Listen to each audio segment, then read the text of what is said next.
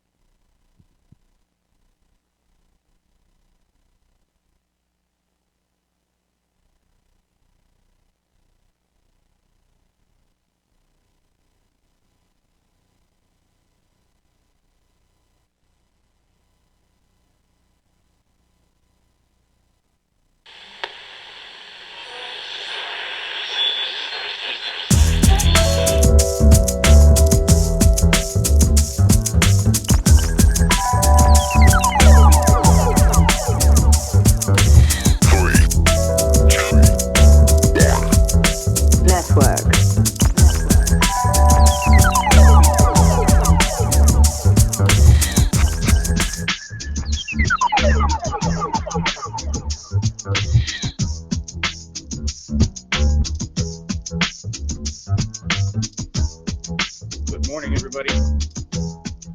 I'm going to turn this down on my own, but you should be able to hear me. How are we doing today? It is another, and you got to say, that was the third time. Third time's a charm. That was the smoothest the intro's gone so far. How are we doing today? Who we got in chat? We got a lot of people in chat, and we got a lot of people. Who's listening to it? Who's listening to it? I can hear it coming from somewhere. That's me, right there. Beautiful. J Vintage 1970, Not For Sale Bernie 2016. Glad to have you guys in the chat this morning. JMR 505, nice to see you. Who else is in here? Woo, you guys have been talking for a long time. Sean, how you doing? You're right here with me.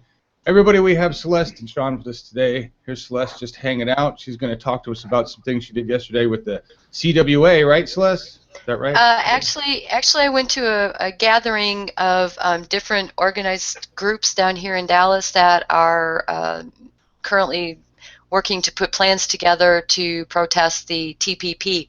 And so we were learning about the TPP and did a light brigade action. Awesome. That's badass. Looking forward to hearing about that. And we also have Sean with us today. He's Hello. hanging out. Hi, Sean. How you doing? Sean is the master of Twitter. Damn. Yeah, well, yeah, we're trying to do our best for sure. Yeah, it's been super busy the last couple of days. It's been a great Bernie Sanders weekend on social media. So. It has been, for sure. And today is a special day for an absolutely useless reason. I officially turned 46 today. This is my birthday, and it couldn't be a better timed thing, right? Birthday weekend. Happy birthday! Happy birthday. Thank you, guys. It couldn't be a better time thing because the wife and kid went away 2 days in a row, left me with the house and the pets, and I can be as loud as I want. We can broadcast, we can cuss, we can cheer Bernie, we can do whatever we want, and I don't have to worry about pissing anybody off out there trying to watch reruns of Downton Abbey. So very excited about that. Good to see you guys. Give me 1 second. I want to pop open the analytics here. 40 people watching already, 52 playbacks. Thank you so much for being with us today. I'm going to just open the chat here so I can see what's going on. Hey, Jesse, nice to see you again. And Yaren, or Jaren, however you want to pronounce that. Morgan, Zachary, nice to see you guys. Ski Vermont, Joseph, Edwards. Wow, dang, we got lots of people today. Outstanding. How many of you were at the event last night? Not like physically at the event, but watched it with us. Right? Celeste and Sean, I don't even remember. You were busy, Celeste. Sean, did you catch any of that last night outside of tweeting your ass off? I was popping in every now and then. I actually tended to miss the end until Bernie came on, and then I tried to, find some space to turn it back on and listen. But yeah, I was, doing lots of stuff around the house and tweeting, blasting stuff out when I could. But what I saw of it, what can you say? I mean, you're not seeing this sort of thing get put together by anyone else, and there's a reason, because you can't force this kind of organization. Right, exactly. You can't force it. That's kind of the big point of today. Thank you for saying that. Thank you, everybody, for the birthday wishes. And those of you that were able to catch it last night, if you did not, you need to go watch it. And you can watch it on our channel. We had a feed from Scott Galindez from Reader Supported News, and it was quite a nice feed coming through Ustream there and Scott's equipment. We also had a feed from the official campaign that nobody knew about. And I mean that sincerely. I didn't know it was there.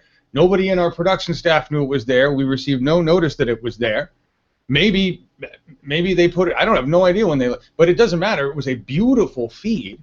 And I say this because when we hear Bernie talk about the political revolution, we have to remember that we are fighting information. We are fighting against misinformation. We are fighting against corporate entities. We are fighting against all sorts of people.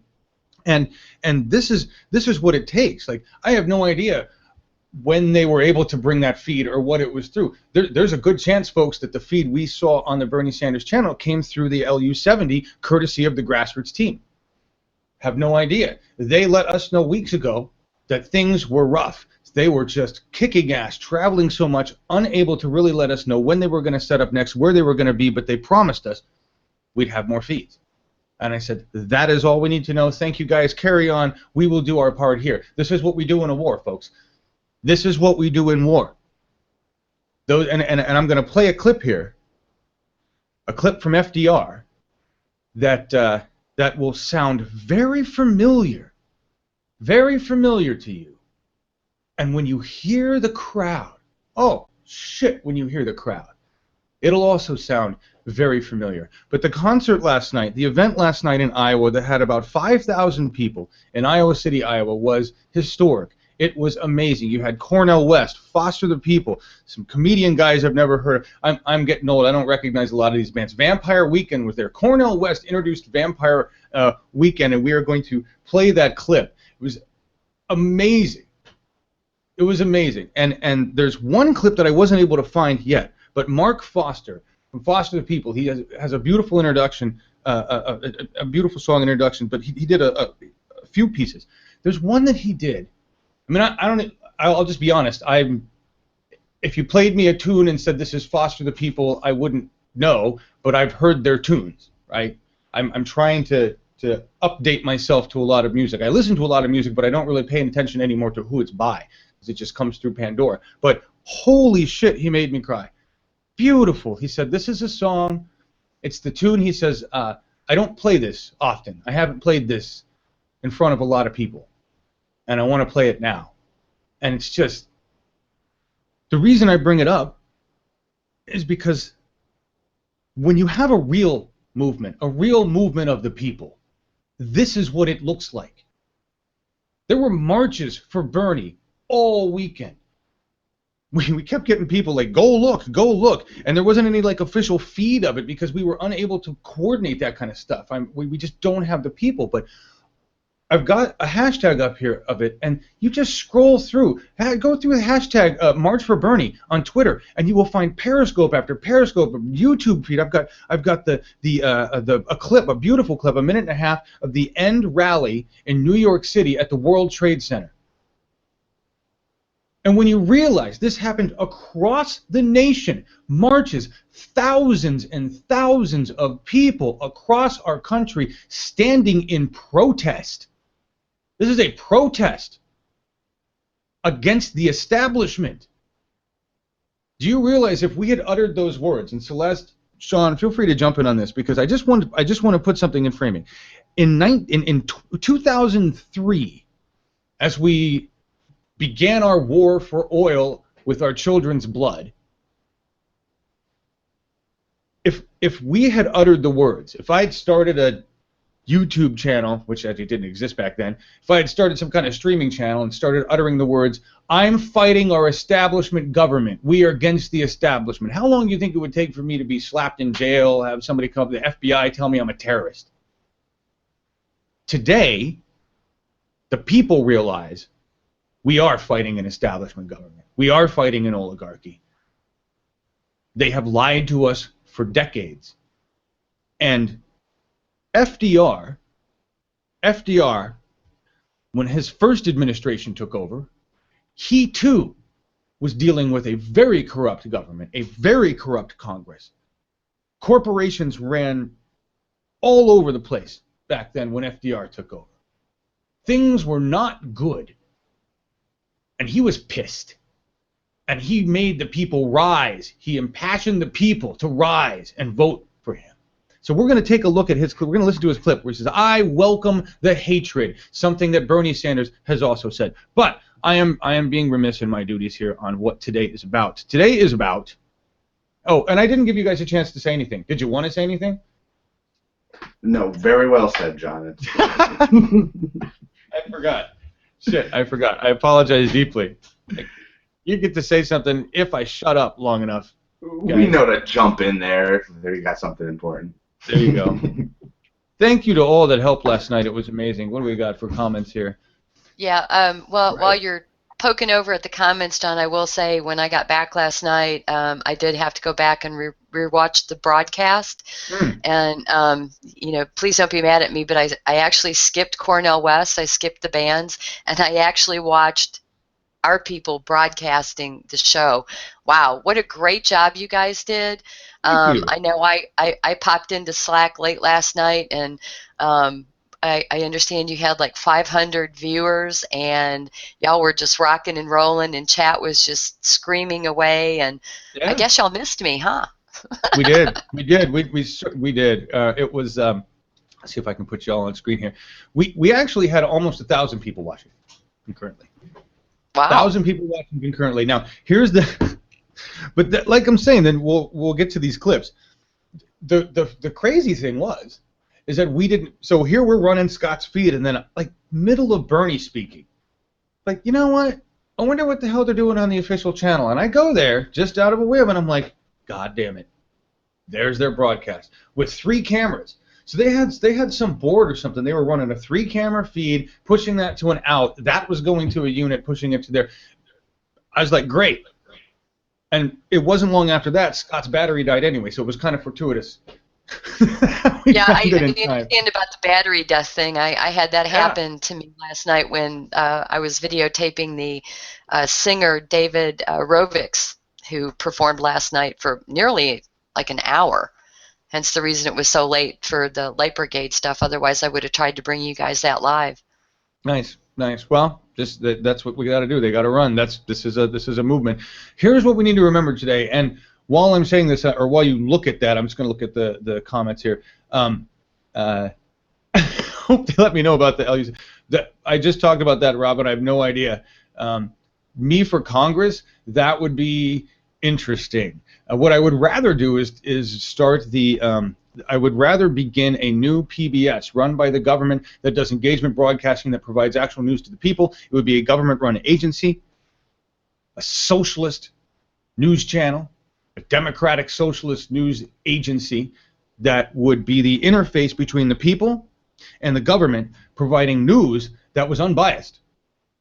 And it could provide multiple opinion, that's not a problem, but it would be open source, it would be transparent, it would be a government entity that would provide news so that we no longer had to deal with this bullshit coming out of corporate media. They can provide entertainment news all they want. But I want a government agency that actually provides the news to the people, run by the people, controlled by the people, owned by the people. That's what I want to do. I want to run that.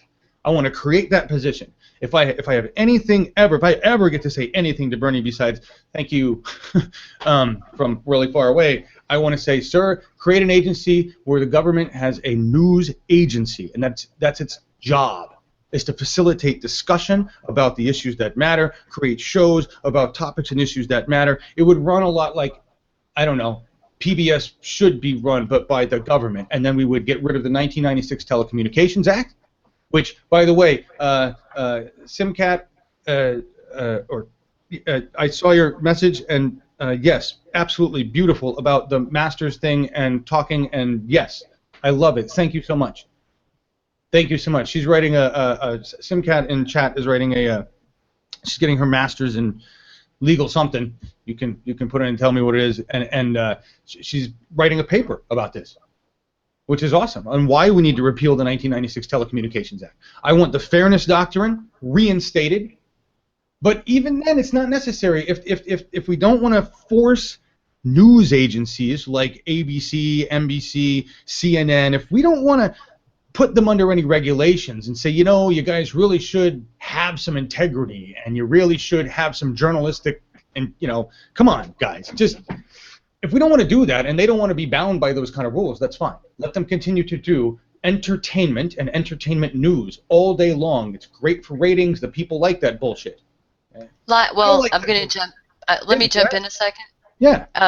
Lying should not be allowed to the public when you're dealing with political speech, because people need to be informed as to the issues. Mm-hmm. If they're not informed, if they're misled, misinformed, or flat out lied to, which in our political environment we experience all of the above, you don't have an informed electorate. You have people electing, other individuals to office who are not going to be serving their interests because they're buying the lie.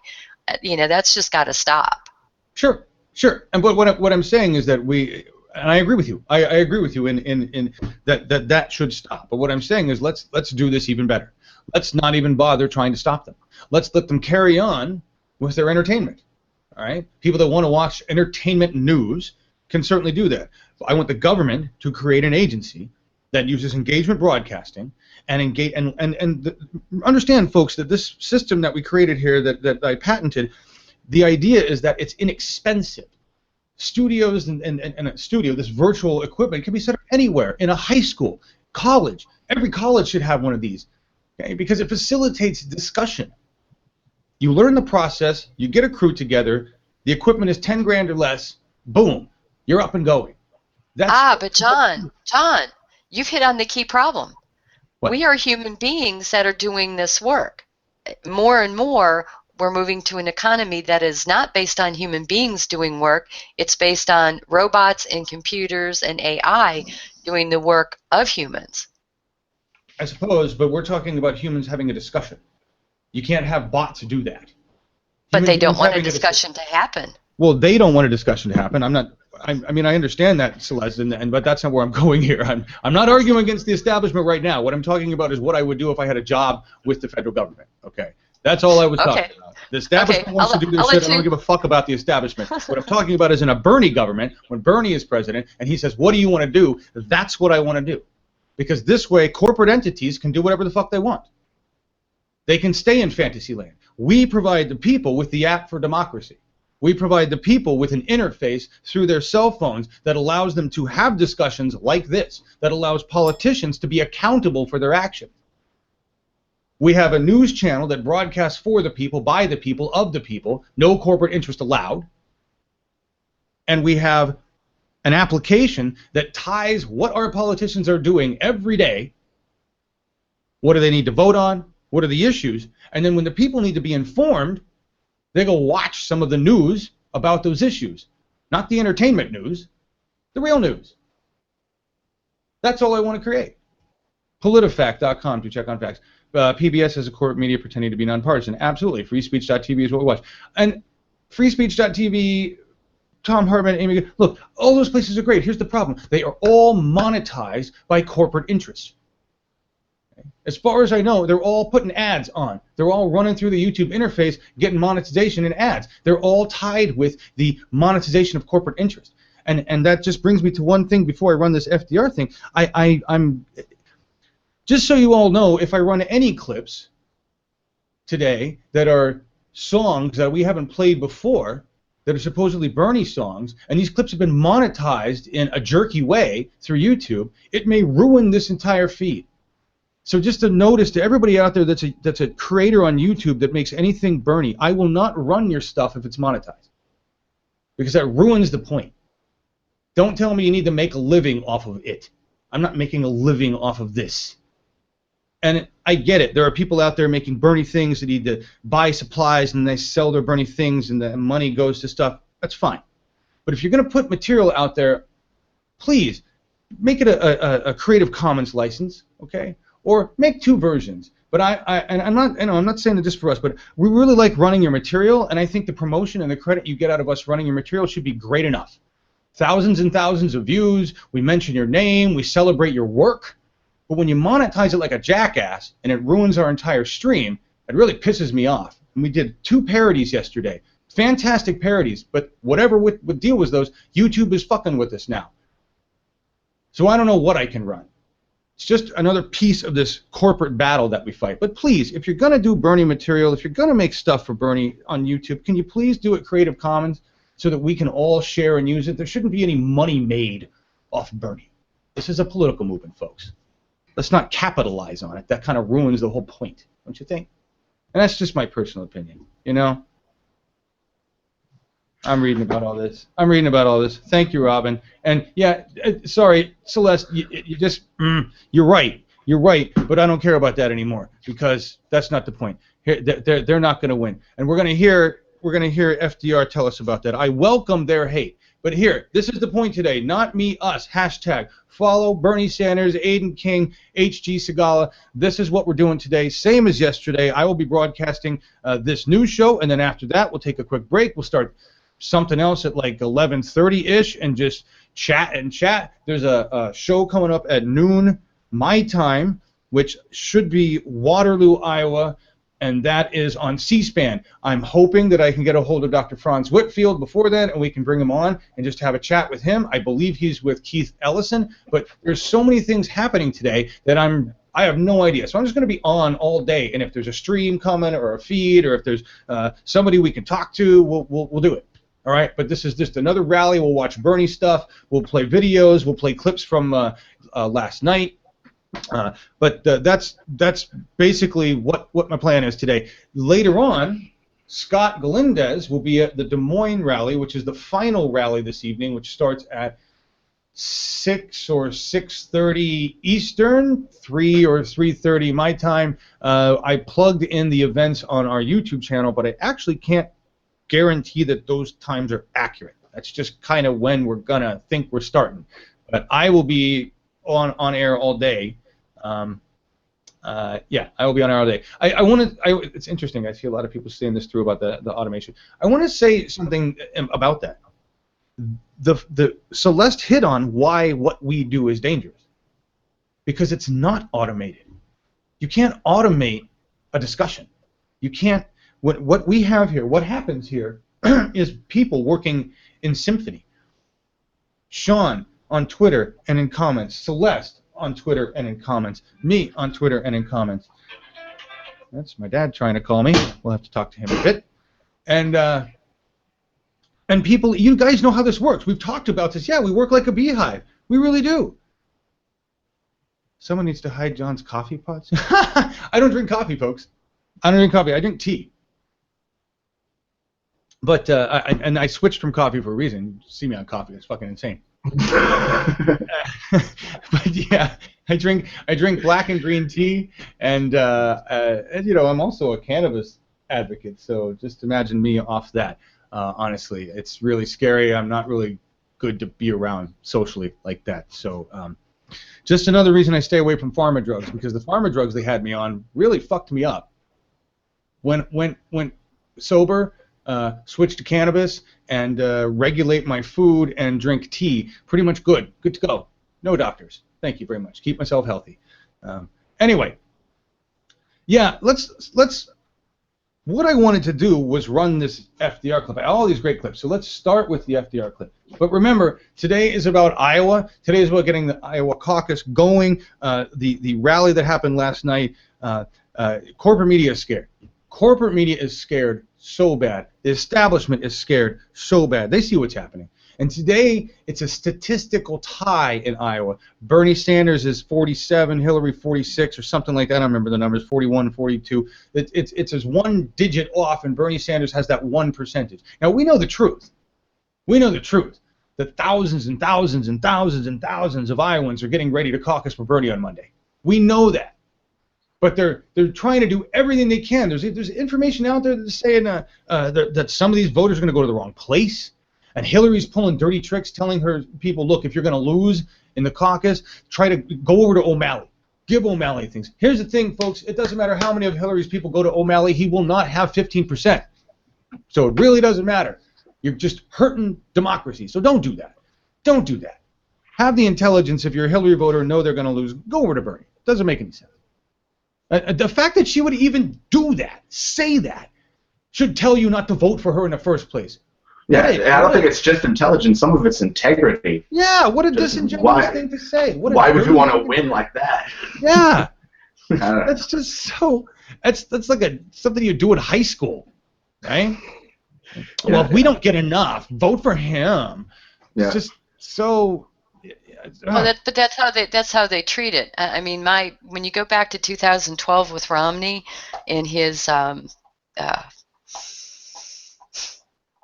when he got on stage and he said to Obama, his concession speech, that's it, his concession speech. In his concession speech, when he was talking about, and Anne would have made such a wonderful first lady. I was just sitting there going, what the fuck do you think you were running for, prom king and queen? Seriously, Yeah. this is God, and I hate using this phrase because it just makes me want to retch, because there's no such thing as a free world. But we are electing the president of the United States. He's supposed to be the leader of the free world, but this is someone who has an enormous amount of power over an ungodly military, people. This is not an election you're going to fuck around with.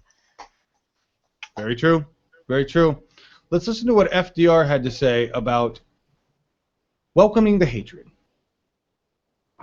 For nearly 4 years now, you have had an administration which, instead of twirling its thumbs, has rolled up its sleeves.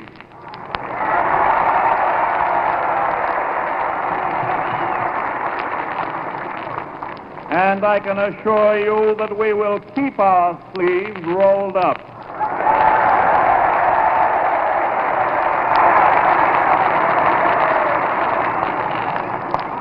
We had to struggle with the old enemies of peace: business and financial monopoly, speculation, reckless banking, class antagonism, sectionalism, war profiteering. They had begun to consider the government of the United States as a mere appendage to their own affairs. And we know now that government by organized money is just as dangerous as government by organized mob.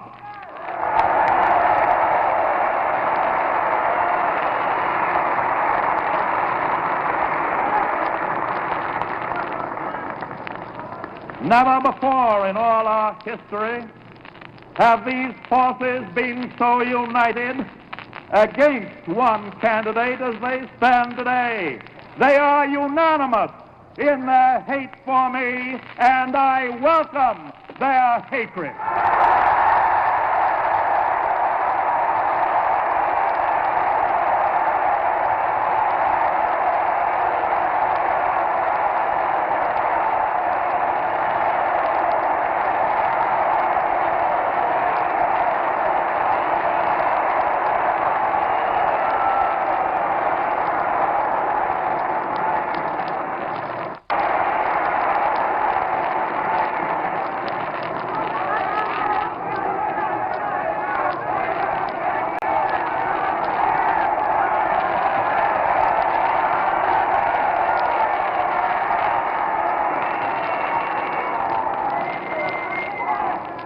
I should like to have it said of my first administration that in it the forces of selfishness and of lust for power met their match.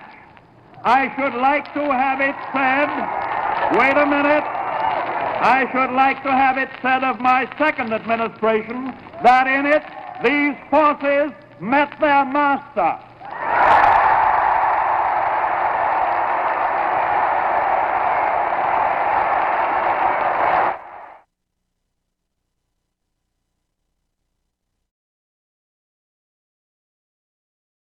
Holy shit.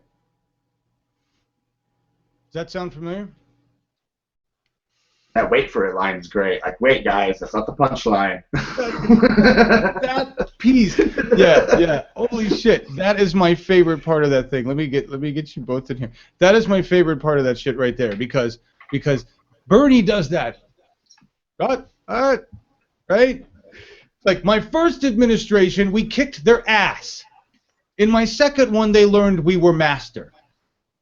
I want to hear Bernie say that. But did you hear the crowd? Oh, go ahead, Celeste. I just want to hear Bernie take the oath of office first. That's what I want to hear first. Yeah. Well, we will hear that. We will hear that, but holy shit. Oh, my favorite part of that. My favorite part of that is just the crowd. That was not a typical crowd, folks. That was a revolution. That was people organized just like we are today. I'm pretty sure they had to adjust. You can hear them adjusting the audio because of how loud the crowd is right there. Yeah. They didn't have compressors back then. Nope. Right? They didn't have compressor limiters. Yeah. They were just like shit balls. Turn that thing down. It's just gonna break. Yeah, exactly. And point of trivia, wasn't it? Let's see, probably when that was recorded, audio and video recordings being broadcast like that wasn't really being used a whole lot at that time either. No, I mean but remember, he was the one that did the fireside chats. There's so many. Right. I mean, no, they weren't happening, but he did the fireside chats with radio, and then eventually he was on TV. But this what we're doing here, not necessarily officially for Bernie, but the whole concept of him traveling across the country and speaking at so many rallies and then broadcasting them on the web. The mainstream media won't do it, but one of the reasons we do this is because this is a 21st century fireside chat for Bernie.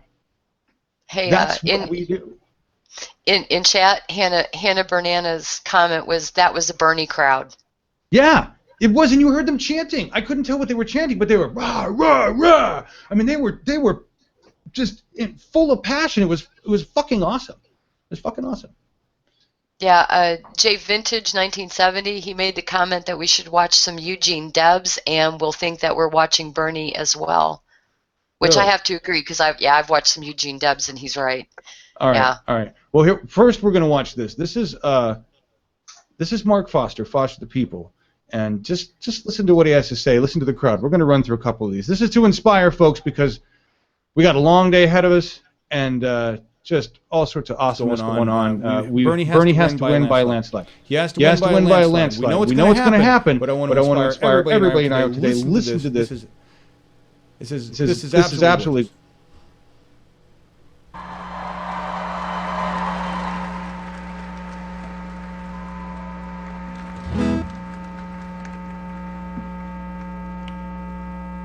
Thank you. You know, when I first heard Bernie Sanders speak, it was probably 4 or 5 months ago. I don't remember where I was or what it was, but there was something about it that really stood out. And I thought about it for a while, and I watched more speeches, and I watched more things online and on YouTube. And I was thinking about it. I said, oh, what's that thing? What's that thing? That thing that Bernie Sanders has.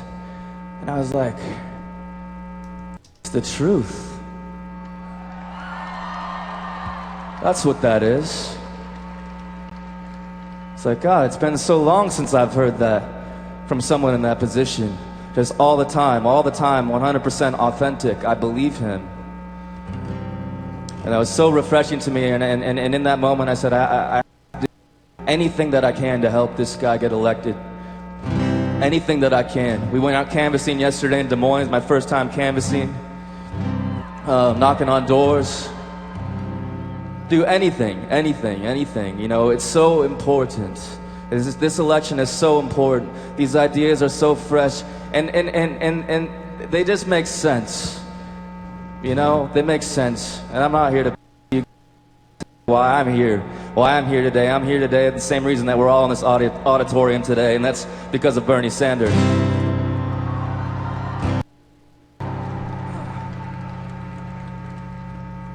And because we need the truth. And so, next song is, I guess makes sense to play. Well, it's called The Truth.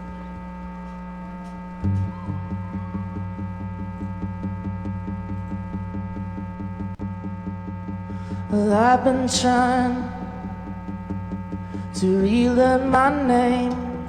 It seems like 1,000 years. I've been out of frame, and I surrender. The truth is it's what I've needed from you.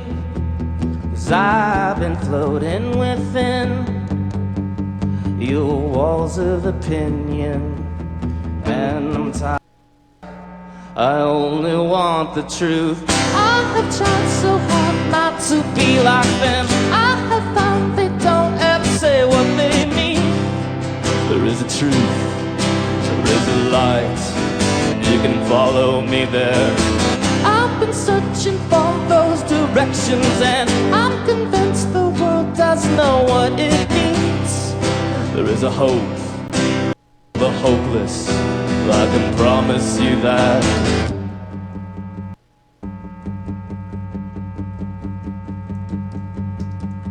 It costed, the jury's been partial, but I won't surrender to prove to you I won't lie. Under pressure of compromise. Yeah, well, an absolute measure won't change with opinion, no matter how hard you try. It's an immovable thing, just like the visions in your bed. When the spin in your head.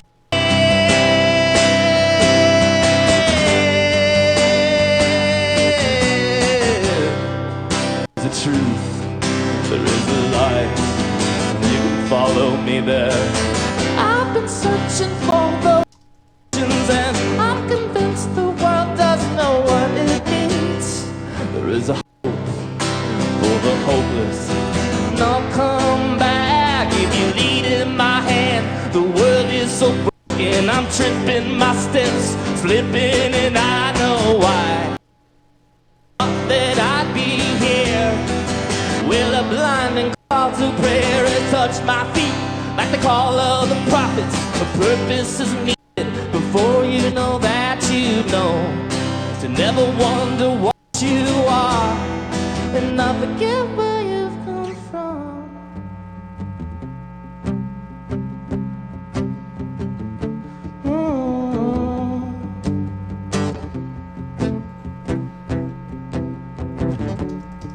Well, is it really love you've been speaking of? Oh, what'd you say? What'd you say? What'd you say? Tell me what you say. I said that you need me, don't you?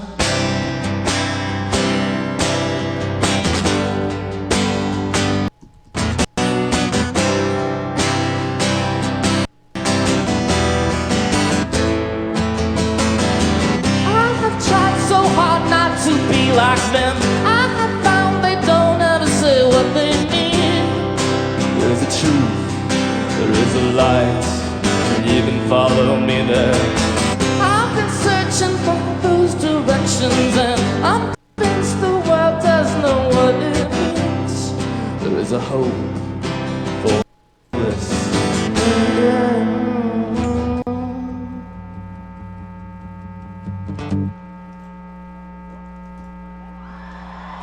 Thank you.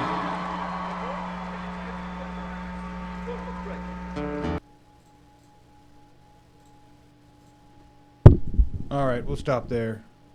Stop there for a second. Actually, you can probably hear me now. Sorry about that, guys. I was busy looking at comments, looking at what you had just typed in here, Celeste, and reading what Robin and Karen had said, or Rob and Karen had said.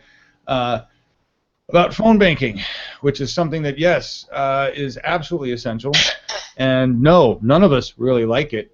If you like phone banking, then you kind of like cold calling, and I hated cold calling in sales. I was in sales for a long time, and I really enjoy what I like about sales. This isn't necessarily just like cold calling, really, because you're not trying to shove a product down somebody's throat. You're just trying to find out where they stand, and Celeste has done phone banking. I think Sean has done phone banking. I don't know. Have you, Sean, done phone banking yet? No, not for the Sanders initial this campaign. No, not yet. Okay.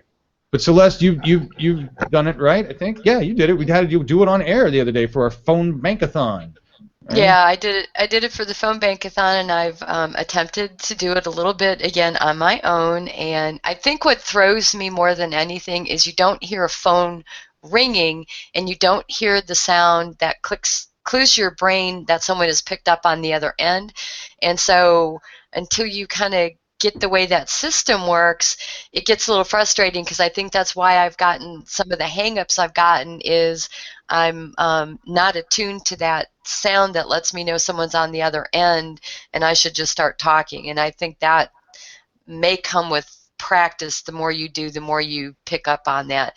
But other than that, and the fact that I have panic attacks 24/7, yeah, it's nerve-wracking, but you just got to do what you got to do. Yes, yes, absolutely, absolutely. Yeah, I would hope it's not too much like cold calling. I too I sold windows for a little bit, cold calling people, and yeah, I don't think there was a worse job than that. I've got around canvassing in Seattle door to door, and that's a lot cooler. It was a better, we were trying to get antibiotics out of food, and so it's a little cool because lots of Seattleites are down for those sort of causes. So that's a little, because you get to interact directly, but. Yeah, cold calling is the worst. So I'm sure when you're calling and talking about something like this, especially if you're getting someone that supports Sanders, then it's a much more pleasant of a call. Yeah, well, exactly, and yeah, that's everybody's fear, right? Is you're going to get somebody grumpy, and that, or somebody that's a Trumper or whatever. I have a clip loaded of it says how Bernie deals with a Trump heckler, but it's actually the crowd that deals with the Trump heckler. It's so beautiful. They just shut him up with Bernie chants, right? But that's that was my worry about it. And the first time I tried phone banking, I tried it with Google Hangout. Do not do that, folks, because it delays it, and then you piss off the person on the other end. No, you need a cell phone or a landline. They asked, Rob and Karen asked my thoughts on why it's important. Here's why it's important no matter who you get. Here's why it's important no matter what they say. Because when you get somebody on the phone, just for the moment for you to say, hi, my name is, you ask the person, hi, is blah there? Yes, I'm blah. Okay, I'm John Ellis with Bernie Sanders. I don't know exactly. I'm grassroots with Bernie Sanders, and we're asking you questions about Bernie Sanders, and we really want to know blah, blah, blah, Bernie Sanders. The whole idea is it's a touch point. If nothing else, and this is true for sales, just to make that touch point, hi, I'm such and such, representing such and such. Tick, right? Because if they go, I'm undecided, or I'm voting for Trump, the fact that you called alone gives them interest. May be enough for them to go, well, shit, nobody from Trump called me. But I've gotten 6 calls now from Bernie Sanders people. And that's the thing you got to understand. They have been getting multiple calls, folks. Okay, people that don't. I mean, there's a process in there, right, Celeste? That where you indicate what they've said. So maybe obviously you're not going to call the same person over and piss them off. But Right. There's a lot of right. Right. There's a lot of numbers. Go ahead. Yeah, you get a drop-down box to choose your answers from, and you get a pretty good selection. Like not home, no longer at this address, wrong address. Okay. Just a bunch of different things like that to choose from. So Okay. Yeah. It helps track that information also for future use down the road too. Right, exactly. So we have a remarkably inaccurate, outdated, and ancient system of knowing who's involved in politics that completely needs to be updated. All right, and this is also part of the government, the establishment, keeping us from organizing and knowing what we all really think. But by just indicating that number is inaccurate, that person doesn't live here anymore, you're helping out. You're helping the campaign. So just going through and finding out what numbers don't work or who's not home, and then that not home number is going to get called again, right? And that's the thing. What if on their voicemail they're like, shit, I got 10 calls. They might know who it is. They might. That's who's calling me? These Bernie people. These Bernie people keep calling me. Why are there so many Bernie people calling me? I don't see any Hillary people calling me. So just that very act, right, can be enough for a lot of people. Maybe O'Malley people, maybe undecideds who really don't know anything. Like, well, shit, I see more Bernie people asking me what I think than anybody else. So that's why it's important. I want to read some of these things I had saved up here. I wish I was in Iowa right now. That big mouth of mine would be talking to everybody. This is Tara Lyman. Can't wait till Bernie comes to Missouri. Yeah, Zachary, it's easy. Yeah, I know. It probably is. Jesse, I don't talk on the phone well anymore either. It's weird. I can do this. I know we're broadcasting to a bunch of people, right? I can do this. Calling on the phone is different. I don't know. I have a thing about it, but I'm gonna do it, right? The problem, I never get away from this, unfortunately. That's why we do what we do. The deal is today, if you're not in Iowa and you can't caucus, you can't go door to door canvassing, right? That's what, and this is what's amazing. Mark with Foster the People, and all those other people that were there last night. These rock stars and musicians and comedians and other people, they're canvassing, folks. They didn't just show up, play a few tunes, and walk away. Do you think John Bon Jovi is canvassing for Hillary Clinton right now? Do you think John Bon Jovi is in Iowa with his buddies from that $27,000 a pop plate lunch where he played some tunes, which is the only concert I'm aware of for Hillary Clinton so far? Not a lot of Wall Street people play concerts. Do you think he's canvassing? Do you think those Wall Street people are out there canvassing in Iowa right now? Do you think any of Hillary's true constituents are canvassing for her in Iowa right now? And I don't mean to take away from any of the actual human beings that are canvassing for Hillary there. I apologize to the few of you that are doing that. And we have pictures that kind of show those numbers. There were 5,000 people at the event last night. 5,000 people screaming to change their country. Screaming. I want to play Cornel West. If you're not hyped up enough, this is what Cornel West had to say last night at this event.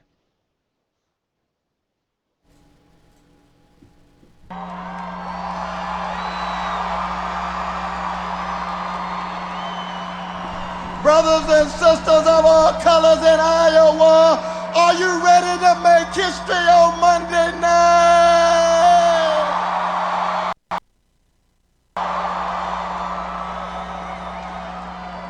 Are you ready for the rebirth of democracy, tired of Wall Street domination, ready for those? Yeah. Are you ready for those Sly Stone called everyday people and James Cleveland called ordinary people to be at the center of policy, center of vision? This is a new day in America as of Monday night.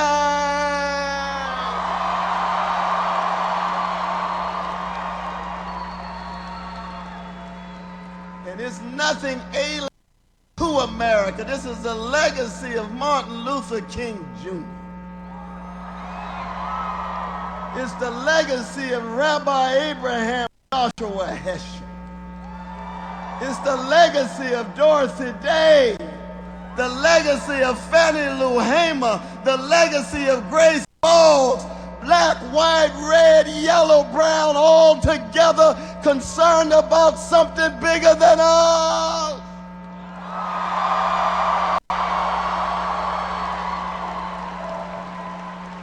This is not just a campaign, this is a moral and spiritual transformation of the nation, fundamentally committed to unarmed truth. The condition of truth is always to allow suffering to speak. It's about unapologetic love, and justice is what love looks like in public.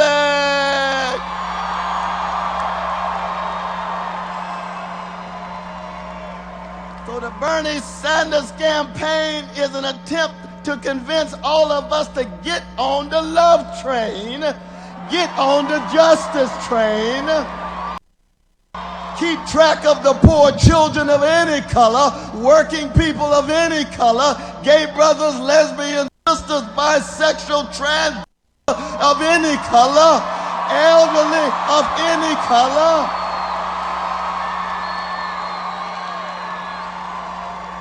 Always minds the vicious legacy of white supremacy has been used to divide us. We won't allow it to do it this time. And we see it in our artists. Oh my God, from James Baldwin to Nina Simone to Bruce Springsteen to Gil Scott-Heron to Carole King. I want to introduce to you a group that stands in the tradition of musical expression rooted in something bigger than itself. My dear, beautiful brother Ezra and others. I'm talking about Vampire Weekend.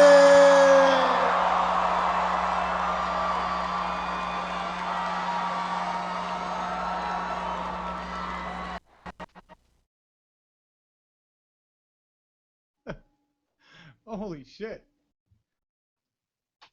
Oh, tell me we got audio back. There it is. My God. Dr. Cornell West in the house. Gonna get on the love train. I'll tell you, there's not a better public speaker right now. He came up to Seattle last year, and I saw him. Man, he gets a crowd going, man. That is. You this feel is a it in the movement air of- when yes. you're there. Yeah. It's you hear those words, folks. It's what he says at the very end. He's shaking. You see it. Not this time. We are not going to let the establishment win this time. We are going to take them over with love. We are going to show them what the people want. We are going to put it into place. We're going to do it. The naysayers just haven't opened their minds. They're still stuck in the tunnel vision of establishment politics, or they're on the payroll of establishment politics. This is what we're about, folks. Let's go back to the point. Let's go back to what we need to do today. Talking a little bit more about the Iowa caucus and what's happening. Remember that the important thing is to blast the hell out of social media again today. We owned the web yesterday. We will own the web every day for Bernie if we need to. Bernie Sanders, need to follow that account. Not me, us is the hashtag. Want to make sure you are blasting that all over the web. That is our goal today. And exactly. It is exactly the opposite of what is being felt at the Trump rallies. We have love. And the Trump rallies are just full of hate. And hate breeds fear. And it's that separation that they want to keep. They want us afraid of each other. They want us afraid of scarcity. But we live in an era of abundance. There is plenty to take care of everyone right now. The problem is that it's all in the hands of an elite few. We're just going to take it back because it was ours to begin with, right? It belonged to us in the first place. They just used their power and their greed and worked together to rewrite laws and then convince us through corporately owned media, the bullshit machine of the world, that what had happened was actually our fault.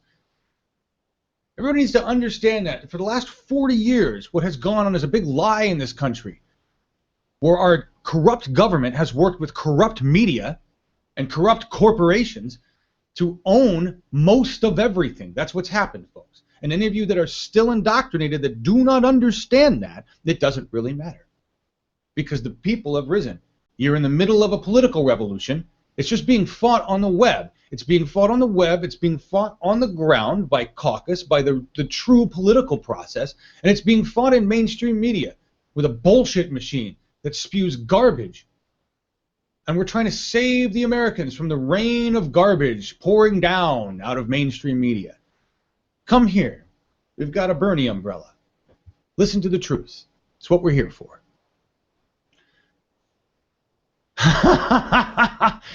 New York Times just posted Bernie campaign going to announce it had raised $20 million in the last month. That's badass. Yeah. So to the Salon article guy earlier that said, doesn't matter that Bernie was able to raise 78 million or whatever his number was. Hillary's got way more money sitting back over here. Doesn't matter, dude. Doesn't matter, small-minded naysayer. Doesn't matter. Because we can raise as much goddamn money as we want. We can raise as much money as we want. Truth is even if we can't, let's face it, the 99 cannot put together the amount of money that the super PACs can put together, right? But here's the deal. They can spend all that money. It takes us to vote in the people that they want in, and we're not having any of it. It's all of the backfiring that's happened to Hillary from, her collusion with the banksters. Let's go to, let's hear what those speeches are to banksters. What do you say to them that you won't say to us? What are you hiding? Yeah, exactly. Let's start. It's time to start challenging and questioning authority. It's time to start challenging these people. It's time to start asking the people who are standing in front of you in your town halls and during the election season, who are your top donors? Who is donating to your campaign? And if they won't list them, if they can't list them, if they hem and haw, if the people if they can't say it's the people, then you need to ask them why you should vote for them, because then they're working for the corporations and they're working for the money. They're not working for you. Exactly. We're just weeding them out. And that's what all of the naysayers are saying right now, that we can, even if you get Bernie in office, you're not going to be able to get rid of all of the corrupt politicians. Why not? That's, to me, it may take time, but that's going to be a really simple prospect, a really easy determiner. Do you agree with what Bernie has to say? No? Get out. That's it. Do you agree in healthcare for all? Get out. If you don't agree with the things on the agenda, get out. We want Bernie-crats in office. If you are taking money from corporations, get out. That'll be really easy. That's all we will do. Like Celeste says, open up your records, and they're actually pushing through. I saw this law. They're pushing through to force that to happen. You've got to show us where that's coming from. I forget what it was. It was FCC asking some other people where the ad campaign money was coming from. That's what it was. But we're going to open up those doors. We're going to reverse Citizens United. And this may take a couple years, folks. It's going to take many years to get all of the corruption out. We are in here for the long haul. World War II wasn't won on D-Day. It just started for us, right? In the big sense, okay? World War II took a long time, many battlefronts, a lot of losses. I'm in that right now to save our planet, to save our country. This is World War III, the establishment versus us. And it's actually worldwide, because we are asking for the assistance of the world, and the world is in this turmoil. Everybody around the world is in the same turmoil. An establishment, greedy government versus the people that are oppressed. Except now we can organize globally because we have the internet. We have technology to organize ourselves. Governments around the world are going, shit. We used to have governments used to have a monopoly on information. They no longer do. We do. We have organized around it. That's what's going on here. And somebody posted that we should ask caucus goers to take pictures and post videos. Yeah, anybody, please. Hashtag it. Use the right hashtags, right? Not me, us. And push it up, and we'll look for that. We'll try to find those videos. We'll run them later today as we're going through as we get to Waterloo and we get to Des Moines. Like I said, I'm hoping to reach out to Dr. Franz Whitfield, have him on today. I want to run this next clip, which is Vampire Weekend, and I believe they are introducing Bernie Sanders, but it's the words they say before Bernie that I really like, and let's just run this clip real quick. Thank you so much. It truly feels amazing to be here with you guys in Iowa City. And we just wanted to say, like I said, that song's a little bit nihilistic. I'm not excited, but should I be? Obviously the answer is yes. We're getting excited just seeing you guys. I want to say, this is the first time I think that any of us have really come out to play music to support a candidate. And maybe for some of you guys, it's the first time you've come to a rally, the first time you got excited about somebody. And I think we all know the reason why, is that this is a once-in-a-lifetime candidate. We don't see people like this all the time. Somebody who is independent for 30 years.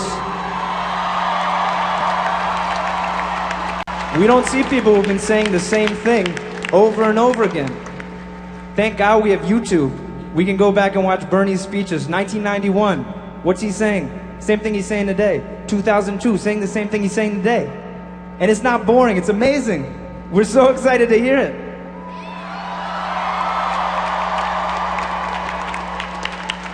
And I'm sure you guys are just as excited as us that we're gonna actually get to see this guy come speak in here very shortly. So please make some noise for Senator Bernie Sanders.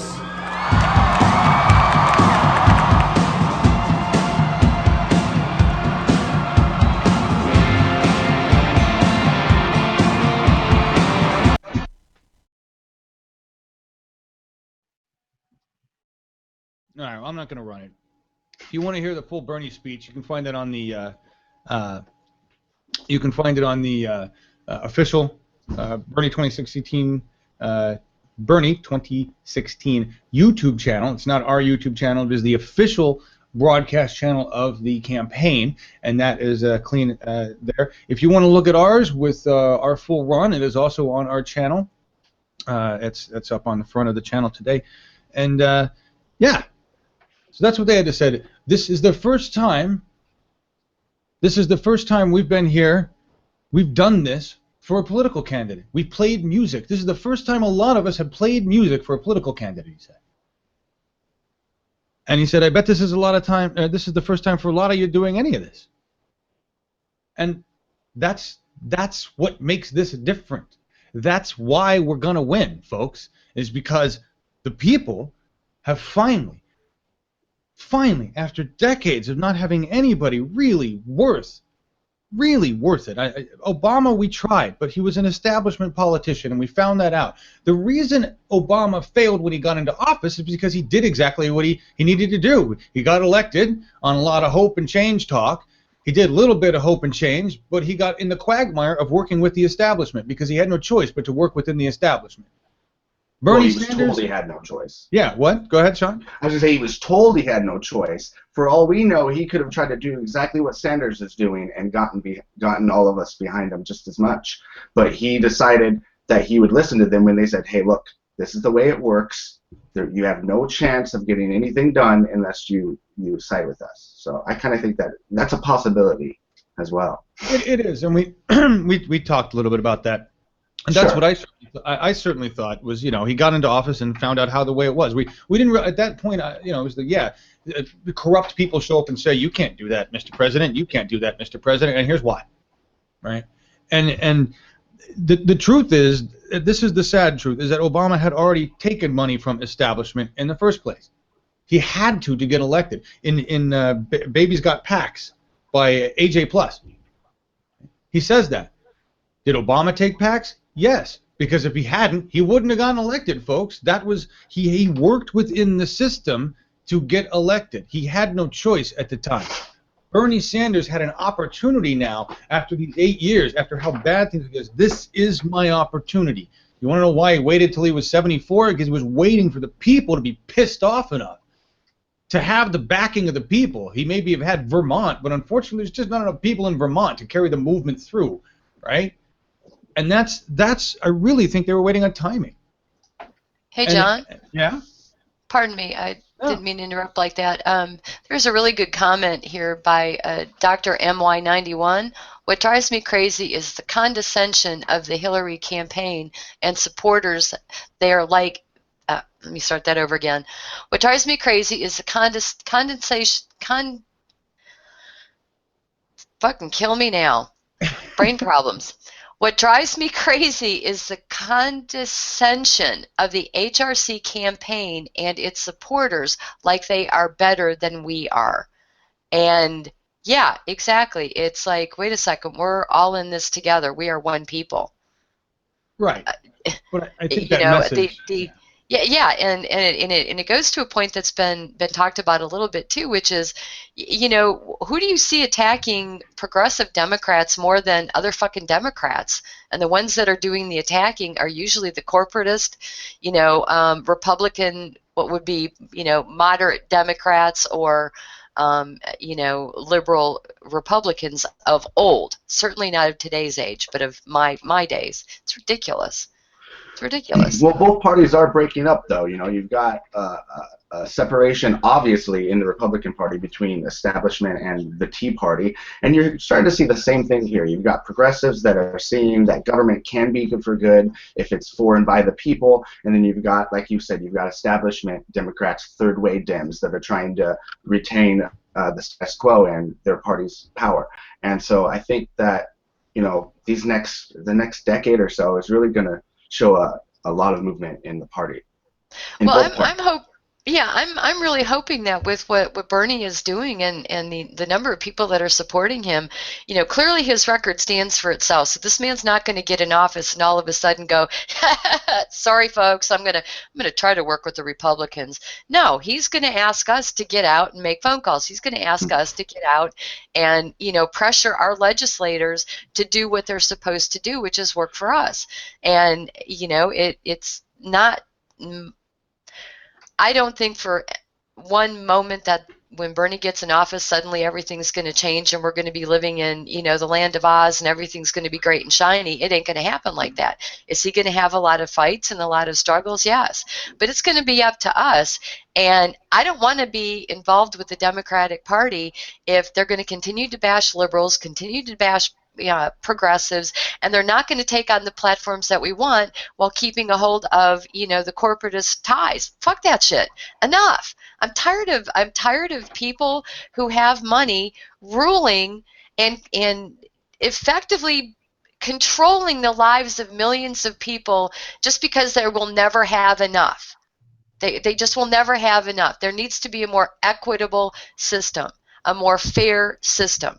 And I don't know what that system is, but to me, capitalism is broke people, and I'm more than ready to chunk capitalism and say, fuck it.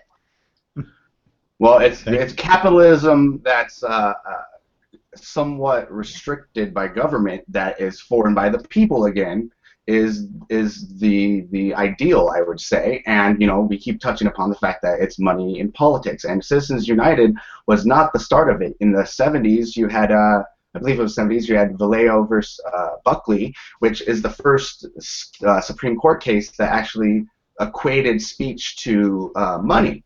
And then Right, Citizens United came and made that corporations could be people, but obviously they're not held to the same laws and regulations as people are. So that's just one of many reasons why it's hurting us. But then Bernie Sanders gets in, and like we all are saying, it's not necessarily going to be a cakewalk from there. It's definitely not going to be a cakewalk.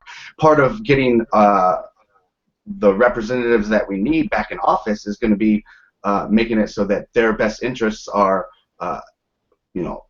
being for the people instead of for whoever is, giving money to their campaign. And if Sanders can't do it and he can't force Congress to do it, and I hate to make this segue because it's so obvious, but I'm going to do it. I-735, which is an initiative that Washington State recently passed the initial stages of, so now it will go to the state legislature, is something that is basically making states put pressure on federal Congress to put a amendment to reinstate more of our volume of our speech, because right now you and our speech is supposed to be equated to corporations, but obviously we don't speak as loud as millions of dollars, and so that basic lack of uniformity on an idea that speech is we all have this equal speech is kind of the basis for why Buckley versus Vallejo and Citizens United should be looked at closely through a court that hopefully eventually will become more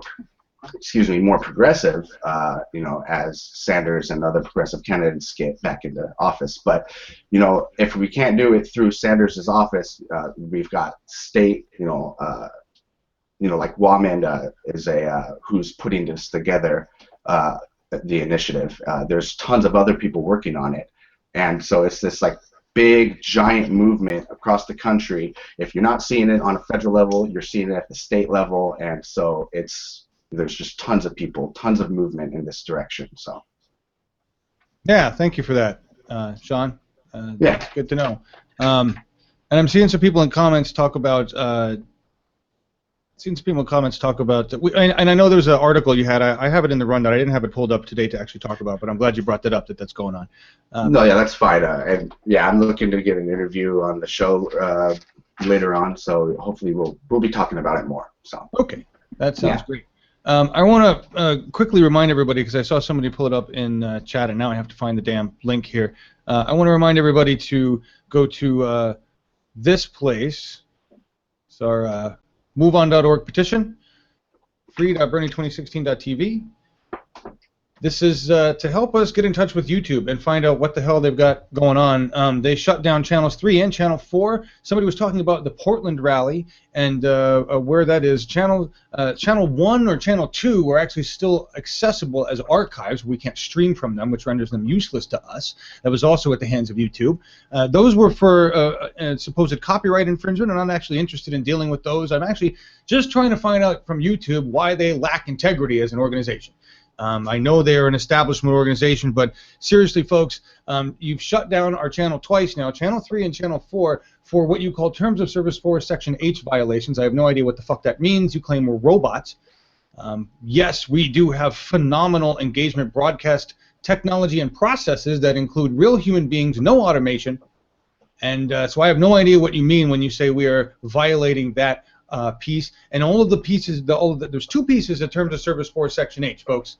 There's one piece says we're automating things using spiders and bots, which we are not doing, and the other piece says that we're using shit that we shouldn't be using for commercial use. We're not fucking commercial. We're not even an entity. We don't even have a fucking entity. We are a volunteer group of people. I kept it that way for a reason, so that they couldn't say we were doing anything commercial. We're not doing anything commercial at all. We're a volunteer organization fighting you, YouTube. So why don't you have some fucking integrity as an organization and send me a goddamn representative to talk to? I've grown 5 channels now. They should have about 40,000 subscribers in total, but you keep hacking me down because you're an establishment piece of shit.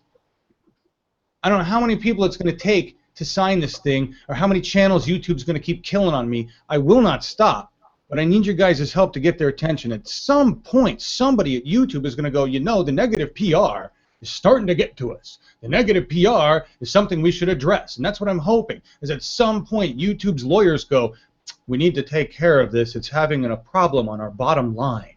And I can go, yeah, am I affecting your bottom line? Are you ready to talk to me now? That's what I'm waiting for, YouTube.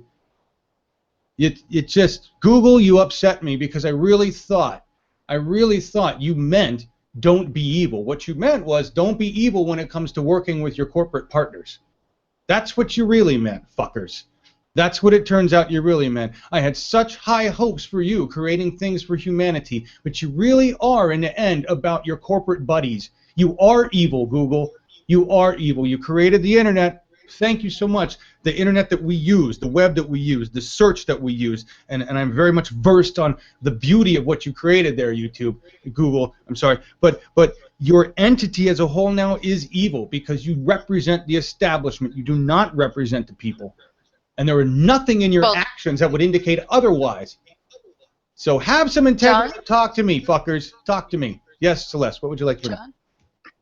I would just like to put out there that one of the reasons why you also suffer from this issue with Google is like many of the major tech monopolies that we have, there's some collusion with the government as well, because there are laws that have been written to favor them and favor their corporate agreements and everything that we have to click to agree to in order to actually navigate around the internet now. That's all part of the whole problem. And the deal that I went to last night on the TPP, despite all of our efforts on net neutrality, the TPP certainly threatens our ability to connect and speak with each other on the internet by that trade deal, which is not a trade deal, it's a treaty that they're calling a trade deal. Yep. You want to run that clip, Celeste? Yeah. So for 40 minutes prior to a singer singing for us for an hour, we had a number of speakers. The first clip is short, and it's a gentleman from the local unions down here representing the CWA, which is the Communications Workers of America, and he's just talking about some of their efforts down here in Dallas. And then there's a second clip I've got, which is a little bit less than 5 minutes, if John wants to play that as well. And that's a gentleman who's here with the Sierra Club. There's a 15-minute video that I will get posted up through BTV's Twitter feed and available later on our video stuff about this. TPP. And if you'll listen to the 15-minute video, you'll get a real good idea of what the TPP is about in language that you and I clearly understand and how it affects us. Thanks, John. Appreciate it. Daryl Sullivan. My name's Daryl Sullivan. I've been a member of Teamsters Local 745 for 32 years. In Grand Prairie, I worked in a factory for 30 years that was shut down for a job that went to China. Personally, it hit me and my family. I mean, it wasn't theoretical or somebody else. It was us right here tonight was affected by this. And I was fortunate enough to remain a Teamster member, and I now work at Yellow Freight, but after 30 years of working in a factory. So this is part of what it means to labor is jobs. We know that the capitalists, the CEOs, the head of these corporations are going to use this as an excuse to find cheaper labor. There's no question about that. We know what NAFTA has done, and we know this is just going to be NAFTA on steroids. So the Teamsters are very interested in this issue and trying to protect good paying jobs, with good benefits, with pensions. And I think all of us here today know that that's going away. And if we don't stand up and fight for that, we don't take to the streets, we don't tell our neighbors and our relatives and everybody we know that our very livelihoods are at stake if we don't find a way to stop these type of agreements. So. Thank you, John.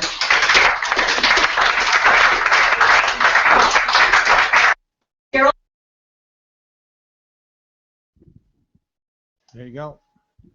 Yeah, there you go. There's testimony from one of the 99. There's, you know, you're hearing how this man's life was affected by previous trade deals. The gentleman Scott Griggs with Sierra Club, he talks about, you know, the efforts that are going on. And as I said, the 15-minute video with Kit Jones, I really highly recommend everyone, you know, watch when we get it posted, because you need to know what TPP is and what it's going to do for you and to you and your economic future and that of your children. So thanks for giving me the time to put that out there, John. Yeah, and then if you're around later, we can run more of those clips in the streamathon or before whatever shows if we're having a pre-show, because I really don't know what the hell we're doing. We're just Okay, that'd be great. Yeah, it's I love the raw testimony. Nobody captures this stuff, folks. They don't capture it by MSM. This is how we bring you the truth. I want to show you something else. It kind of ties to the overall corruption we're dealing with. And I had asked Scott Galindez yesterday. I had asked him when we were live. I said, "What is it, Scott? I see all these. I see comments, and I want to address something else I saw in chat too." But Scott said, "I see. You know," I said, "Look, New York Times just came out and endorsed Hillary Clinton, the editorial board of New York Times, right?" I said, people say, "Oh, the New York Times is establishment, the Washington Post is establishment," but then I see like what looks to be a good article over here, what looks to be a good article here that's posted on their paper about Bernie Sanders. What's the deal there? What's the truth? Well, the truth is that the Times gets to throw its endorsement as the Times, and they make that choice, you know, they make that choice as the editorial board, the people that basically the 1%ers of that corporation, the people that are making the most money there, the people that have the most say, right? And maybe rightfully so. They represent that corporation, I guess, right? You would think all the people within it would represent it. Maybe they'd vote within that. This is what the corporation decides. But no, that's not how it works. And they do that with all the other unions and all the other PACs and people that have voted for Hillary, right? That have endorsed Hillary. They say, well, we didn't really ask the people what they wanted, but we, the 1% sitting in the boardroom having a meeting while our people are at work, we're going to decide for Hillary. We're sure it's the best for our people. Right? And what Scott had to say was, you know, there are good journalists, there are bad journalists, the individuals, the people. And he said the guy writing for the Washington Post for Bernie traveling on the trail, I think it was, is good, likes what he writes, good stuff. But he doesn't represent the paper. He represents himself on the paper. And the paper represents themselves. And they say, we, the 1%. Now so the real answer to why, here's the real answer to why did the New York Times endorse Hillary Clinton? Why did the 1% elite within the New York Times corporation do this? And this is why. It's because Hillary Clinton has paid it forward. $100,000 to the paper in 2008. Everybody recall what was going on in 2008? Papers were freaking their shit. This was the beginning of the end for old-style media. This was at a time where they were starting to realize, damn, the internet's there. YouTube had come online. But this is, basically, she gave them a check for $100,000. And lo and behold, they endorsed her that time, and they are endorsing her this time, and she probably didn't give them any money right now. We'll find out later, but I bet a PAC has given her money, has given them money. But this is how it works, folks. Here's some money. Vote for me. That's and of course they're going to say there's nothing relating here. Of course not. Those things couldn't possibly affect her decision making. Couldn't possibly, right? That wouldn't happen. Here's what Dr. Cornel West has to say about that. Clinton says she'll take Wall Street money, but not let it affect her. I say I was born at night, but not last night. Dr. Cornel West. That's how we all feel. Hillary, you're full of shit if you're telling us that's not going to affect your choices. It already has. It already has. Back in the 90s, you were all about a single-payer healthcare system. And you claimed that the reason you stopped doing that is because it just wasn't going to work. But the reality is that you were paid like $197,000 by various big pharma. And shortly thereafter, your quest for single-payer died. Coincidence? I don't think so. This is the reality of money in politics. This is why we don't vote for an establishment politician this year, guys. Somebody else said, hi, everybody. By the way, we have a lot of people here. 105. Thank you, guys. 463 playbacks. Thank you guys for being here. I know we are not the most shiny of news channels, and I realize that the cuts back and forth and everything aren't the most pretty. But we're trying to be raw, trying to deliver reality here. We're the real news. We are not entertainment news. That you will find on MSM. They do not call themselves. Look it up. They do not call themselves news. If you look at the legal docs surrounding those channels, they specify we are an entertainment news network. And they do this so that they can avoid lawsuits about lying. Because when you put the word entertainment in front of it, they can lie and say whatever the fuck they want, which is what they do. Somebody back there said they're pissed at us. Here's the deal with YouTube. I just want to circle back around to this with YouTube and the monetization. I have offered to monetize. I won't monetize this right here in the way they do it. Here's the thing. I promised at the beginning Bernie 2016 TV would not take money from the 99. I will not nickel and dime the 99 to make this channel work through YouTube's corporate monetization. I would love to. We could have made so much money. Holy shit, we would have had stacks of fat cash. But it would have been all ads that I had no control over. It would have been ads for the shit we don't support. It would have been YouTube's choice. And I don't want to give them that choice. So I say it again to YouTube. I would be happy to monetize a channel, to build a system, to talk about how we could monetize even this channel, but my choice on the advertisers, the people's choice on who they see in that lower third, who sponsors this actual endeavor. If you'll give me control over the advertising, I'll let you put advertising on it. That's basically what I'm saying, because I will not represent a corrupt corporation that is part of the 1% establishment. And therein lies the problem, because unless you can do that, you're part of the problem. You are part of the 1% establishment, and I know you are.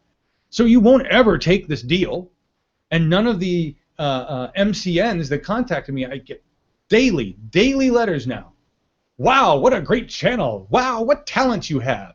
I get ones that say, what great talent you have. We'd like to know more about why you're so talented and how you'd like to make money with us.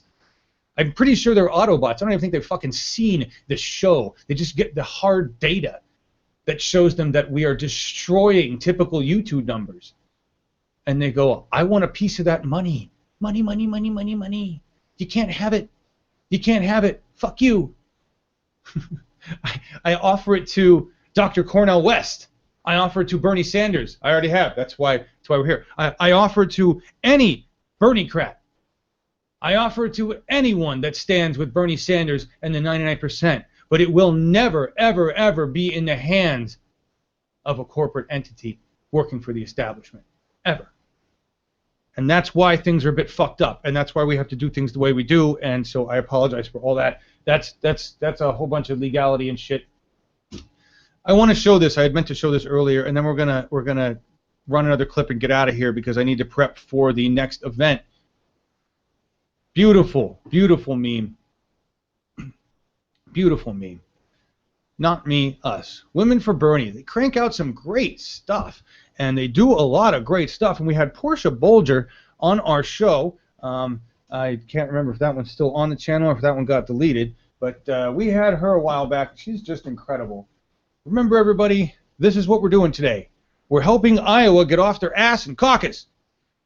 5,000 screaming college kids, folks. that concert last night was college. That's mostly college kids. I think we are going to see the largest turnout in the history of the United States in the youth vote ever. Fucking ever. I think it's going to blow all the old numbers away. We wanted to blow all the old numbers away. What can we do for you, Iowa? If you're from Iowa and you want to give me a, tell me what can we do? You got statistics you want to play, or tunes you want me to play, videos you want me to play. That's what I'm going to be doing all day, folks. Just got to take a little bit of break to like pull some sense into my head. Here's another meme that came up. I love this. Veterans are fed up with politics as usual. I want a president. Oh, you can't see this shit. Sitting here reading it. Sorry, guys. Moving a little fast. Okay. Check this one out. Veterans are fed up with politics as usual. I want a president who will fight for our people and our democracy, not one who capitulates to the growing oligarchy. Bernie Sanders supporter and United States Marine Corps veteran Greg J. USMC Liberal. That's got to be a handle that gets some shit, I'm guessing. Wow. Thank you, sir, for your service. And thank you for being a veteran who sees beyond the bullshit. Thank you. That's fantastic. That's just absolutely beautiful. Who popped in? Celeste? Sean? Somebody popped in. Yes? No? You just make a noise. It's okay. No, that's a great point that you made about how I think it's important that veterans speak up, because I hear far too many people that don't have that that experience putting in their 2 cents about everything from, how things are over there or how they should be and how we should treat them when they come back here. And so it's really, to me, refreshing to hear people that have actually experienced it telling us or speaking about what they think. So yeah, it gives me hope. It gives me hope because one of my biggest concerns was that the military, and I mean this is just one of my like freak out fears. Like I'm truly preparing for an actual war.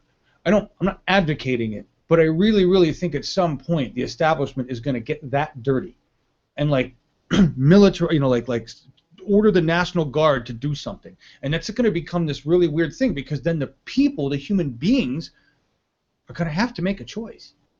And that's when it breaks down. I'm really hoping it doesn't go there. I'm hoping we just win by a landslide and the political process is used and it comes out to be the first political revolution in history that does not shed blood. I realize lots of blood has already been shed for this revolution. I realize. Well, couldn't you argue that the New Deal being implemented was somewhat of a revolution? Yes, it was. Well, it was, that, but still working within the establishment. That's true. But I mean, that happened because the people were rising up so much that they essentially went to Roosevelt and went, okay, we got to do something or we're all going to lose our asses. Yes, very true. And before I forget, because I keep forgetting, I have seen, hi everybody, Rob, hey hun, Jatkinson, or J Atkinson 85, Rue, I don't know how to pronounce your name. It's a cool name though, RYU. Lakeisha, the Dr. Copperhead, B-Ball, 1518, Zachary Wilborn. There's just passing. Thank you for being here, folks.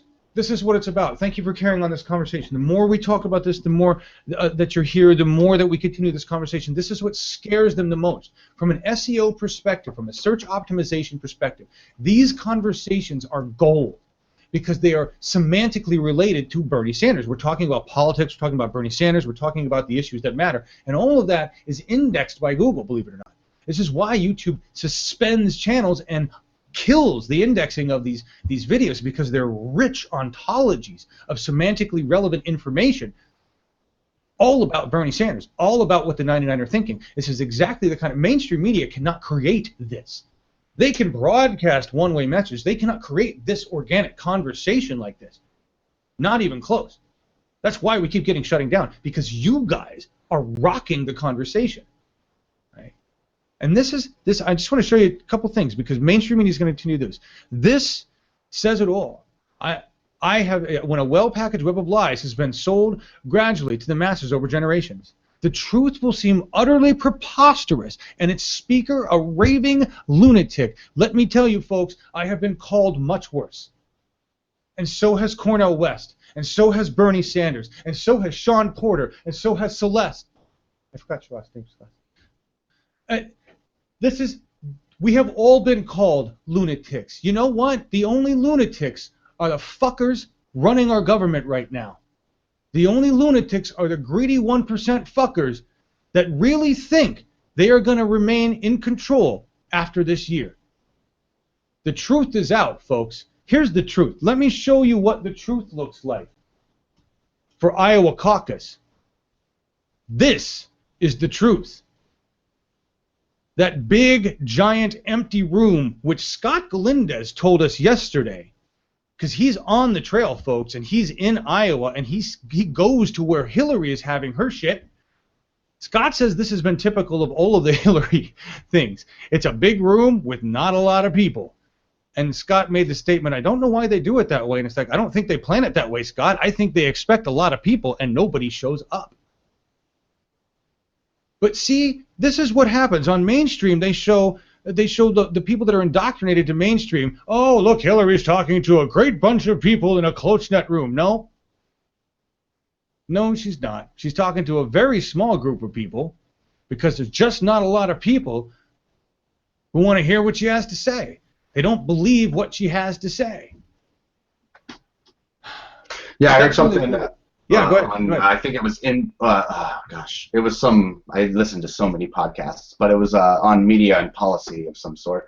And they were basically saying that, on Monday there's actually a snowstorm. Is that going to affect people? And I thought instantly the only people that's going to affect, or it's more likely to affect Hillary Clinton voters, because no snowstorm is going to keep, people from feeling the burn. So, I mean, people are going to get out there no matter what. But if someone's out there like, it's snow, I'm not really into it, I'm not feeling it, that's a Hillary Clinton supporter right there. Yep. That's exactly what it is. There's no passion there. Yeah. There's no passion there. This is the hashtag not me us, and look at that. Did you guys see this? Do you see that one of the pictures in the 4-pack is ours? Oh snap. That's from Scott. That's Scott's feed. Look at the people in that pic. There's the difference right there, folks. Mobs and mobs of people across the country. This is not happening for Hillary Clinton, folks. Yeah, you do not see pan shots of Hillary Clinton's crowds either when they're being shown.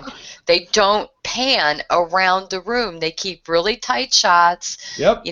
They follow her as she moves around, in front of the crowd that is there, but they always keep the shots tight enough where you're pretty much looking, you can see her full body, but it's still angled so it looks like a huge crowd full of people, but no pans. Yep. Oh, exactly. And look, tight shots that's just film. I wish Janine were in here because she'd laugh. I mean, we do it all the time.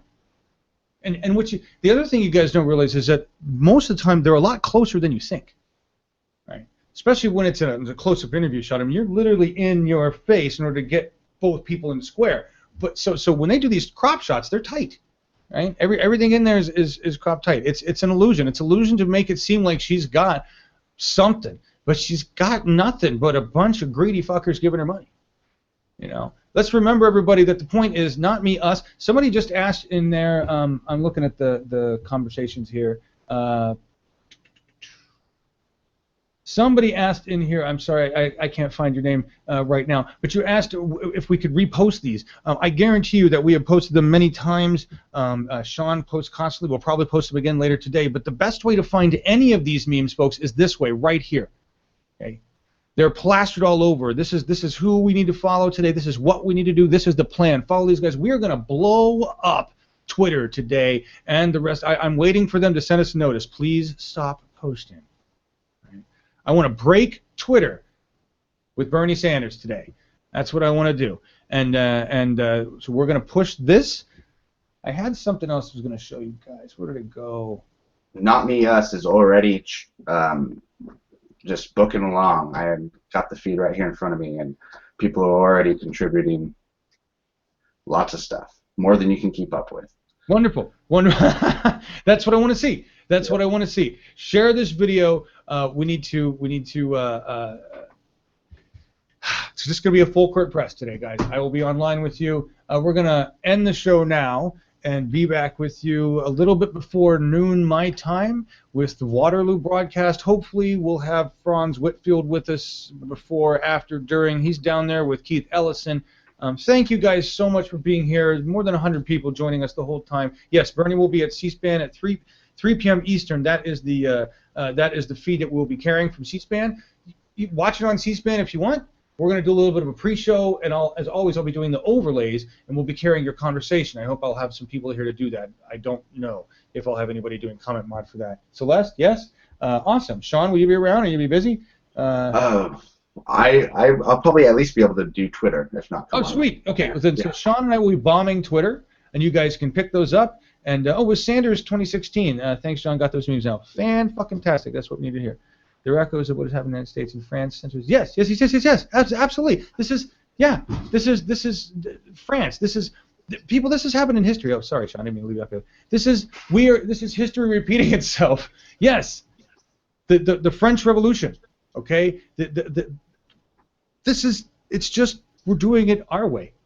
We're doing it our way. We're doing it as a war of information. We're doing it on the internet. Nobody wants to fire weapons. There's been enough death.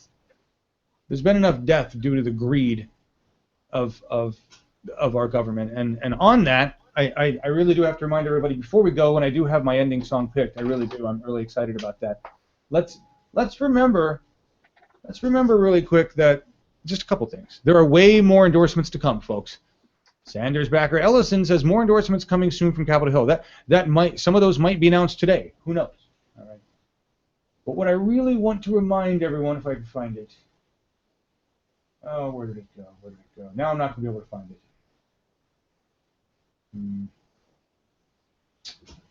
Oh, well. This, not me, us. Remember that. Let's just keep that up. I will bring it up for the next thing. We are going to end. Oh, March for Bernie. I said I was going to bring up March for Bernie. That's it. We're not ending it. Thank you. It took me a minute. I had to remember what I wanted to play. That's Heckler Destroys. Here it is. Sorry, guys. I'm being all sorts of not good with this. I had this one last piece. You're gonna love this. You're gonna love this. This is the revolution right here. You want to know if people are ready? This is yesterday. Bernie Sanders march takes World Trade Center, New York City. This is about 2 minutes long. We're just gonna let it roll. This is absolutely beautiful. Sounds from the revolution. I heard you say you're running Millennials for Bernie Sanders. Mm-hmm. How close were you organizing this? Well, my friend did more of the organizing. I was pretty busy, but I saw a lot of messaging, a lot of social media outreach, stuff like that. Do you mind if I like the page on Facebook. Do you mind if I contact you for an interview for the NYU campus? Yeah, with the arms for it.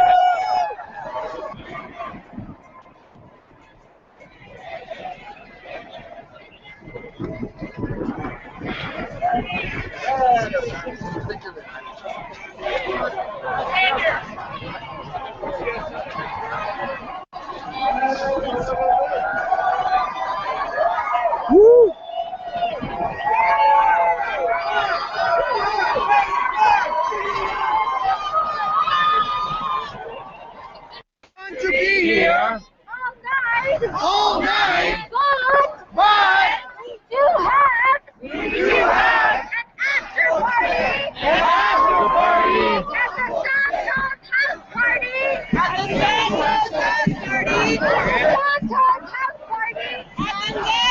house party right up the front.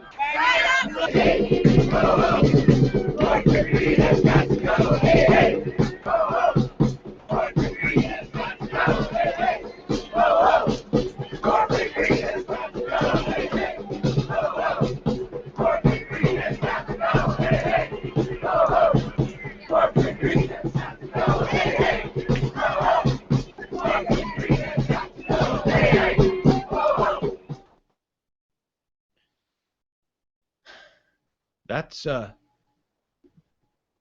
again, that's not happening for Hillary Clinton, folks.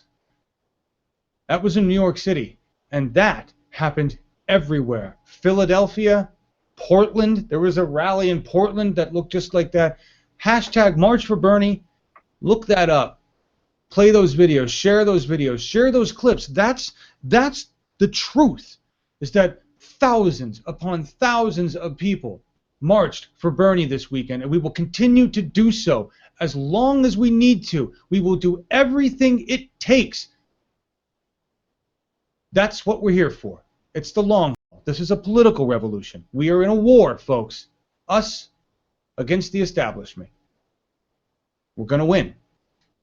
Thank you guys for being here. Celeste, Sean, you guys want to say any parting words before I cut, and we'll see you guys back here really soon? Anything?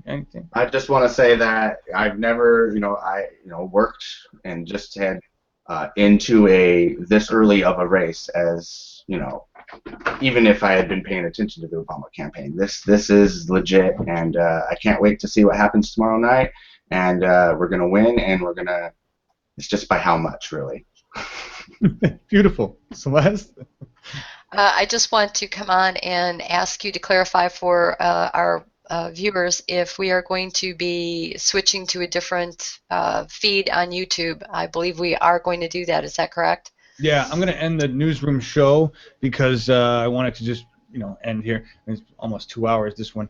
And then it gives me enough time to make myself look prettier, fix my Bernie hair, and we'll come back on at 11:45-ish or something, and do 15 minutes worth of rally, getting us all riled up, and then hopefully we'll cut into the C-SPAN feed. If I can get a hold of Dr. Franz Whitfield before then or during this brief time, it's another thing I'm going to try to do, then I'll have him on. I don't know when he will be able to come on, so I may just that broadcast, the next event that I have shown in there, guys, which I think says starts at 11:50, I may just start that as soon as he says I can talk, because he may not have a lot of time. So look for us. Honestly, the best way to know if I'm live is to subscribe. That's the way as we head into this. We're just going to call it like the voice of the revolution at this point. We're running a little bit more triage mode because I think the goal at this point is to be online as much as possible. I realize a lot of you had asked for that before. Why can't you just be online all the time? You can hear my voice is starting to get shitty. This is just 2 days. Bernie's voice sounds like ass already. I don't know what the hell he does when he goes home at night and makes his voice better, but it's difficult to do this, okay? And I want it. But that's going to be my goal. You're here with me, I'll be here with you, and we'll broadcast through the revolution together. That's what we're going to do. So yeah, that's what we'll be back online in about an hour. Maybe before then, if Franz wants to do a conversation really quick, I'm looking for him in chat. No, I don't need to rest. I just need to get some more tea. Tea's gone. Need more tea. Need a bong, and then we'll be ready to go. Yes, I'm a cannabis advocate. No shit there. I said to say we live in the Pacific Northwest, man. We don't need to worry about that anymore. I just have to laugh because I'm sitting here in Texas and it's like, fuck you. Yeah. Sorry guys. I grow my own. You're not sorry and you know it. I know. No, but before we leave, that was like a great hot toddies. Yes, I used to drink when I was a drinker, and I'm a raging alcoholic. I haven't drank a long time. But when I used to drink, hot toddy was definitely the way to go, and I can make a non-alcoholic version of that for sure. Throw some honey in my tea. Absolutely. Let's remember that we're working on that hashtag today, guys. I don't want to get off point. The hashtag today is not me, us, and we need to push the shit out of that. We need to share everything we can on the web, wherever you are in social. The goal is for us to rule the airwaves of the internets, because my guess is with TPP, we will soon be putting up our own internet, and the government is going to control the one we have here. Keep that in mind, folks. The internet is the only way we get the truth. If we don't protect it, we lose it, and then we're fucked. And we have to put up our own servers, launch our own satellites, and that's just going to be a pain in the ass. It was difficult enough to get the remote unit in place. I don't want to have to crowdfund a satellite, right? So let's protect the internet. I will see you guys in an hour. You guys are fucking awesome. Yes, I am going to go take care of my body for a little bit. But all 100 plus of you, 567 playbacks, we will see you here soon. We are going to end with Reagan, Killer Mike, because, truthfully, folks, those of you old enough to remember, I am, Celeste is, I don't know, how old are you, Sean? I'm 31. 31, okay. All right, you're youngin'. Yeah. That's good. Believe me, when I was in college, we learned plenty about how many ways Reagan fucked us over. So. Really? Oh, Okay, yeah. interesting. So, Yeah. so that's good to know. Growing up, Ronald Reagan was Superman. He was the savior with the dippity-doo hair, and he was a great talker and had a great smile. And I grew up in the Just Say No era. I watched the Iran-Contra incident unfold, and it was the first time I said, shit, he really did lie. He lied. And then he got away with it, and I was young, this was late 80s, early 90s, and I said, there's something wrong here. There's something wrong here. See, that's the weird dynamic, is I grew up thinking that's the norm. Like, for me, by the time I heard about it, it was like, yeah, well, that's the way it goes, so. By the time you heard about it, it was the norm. Yeah, that was the whole point. Exactly. Mm-hmm. Exactly. So this is Reagan by Killer Mike, basically telling that story. I grew up with this, guys, and there's some references in here, some fantastic animation references to some games and some things and shit going on at that time. It's weird because in some ways it touches like, oh, I remember those memories, and then makes me go, oh shit. Yeah. This is the reality, folks. We're at war. We'll see you soon. Thank you for joining us. We are Bernie.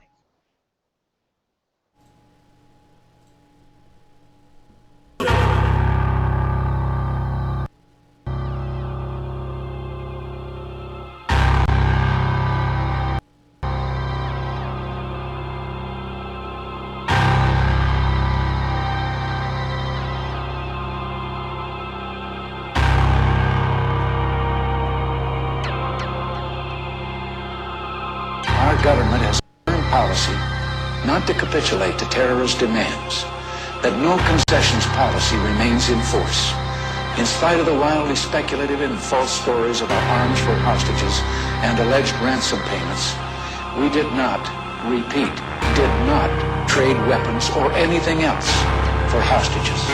Nor will we. The ballad of the bullet, some freedom or some bullshit. Will we ever do it big or just keep settling for little shit? We brag on having bread, but none of us are bakers. We all talk having greens, but none of us own acres. If none of us own acres and none of us grow wheat, then who will feed our people when our people need to eat? So it seems our people starve from lack of understanding, cause all we seem to give them is some ballin' and some dancing and some talking about our car and imaginary mansions. We should be indicted for bullshit we inciting, telling children deaf and pretending it's exciting. We are advertisements for agony and pain. We exploit the youth, we tell them to join the gang. We tell them dope stories, introduce them to the game. Just like our lover North introduced us to cocaine in the 80s when them bricks came on military plane.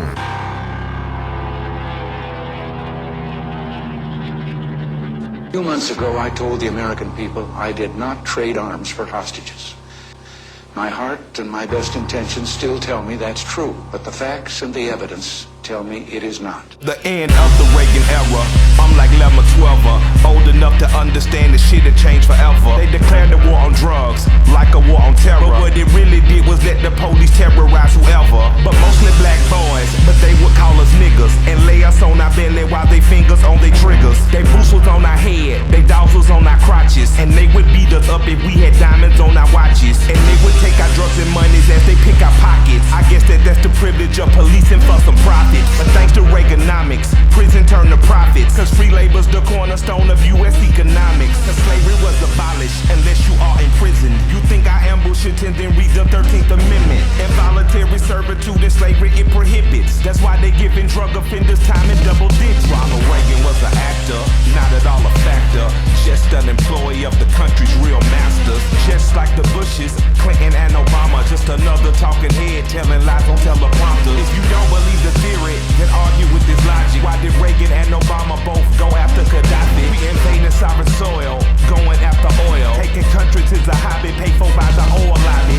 Same as in Iraq and Afghanistan. And Ahmadinejad say they coming for Iran. They only love the rich and how they load the poor. If I say any more, they might be at my door. Who the fuck is that? Staring in my window, doing that surveillance on Mr. Michael Render. I'm dropping off the grid before they pump the lead. I leave you with 4 words, I'm glad Reagan dead.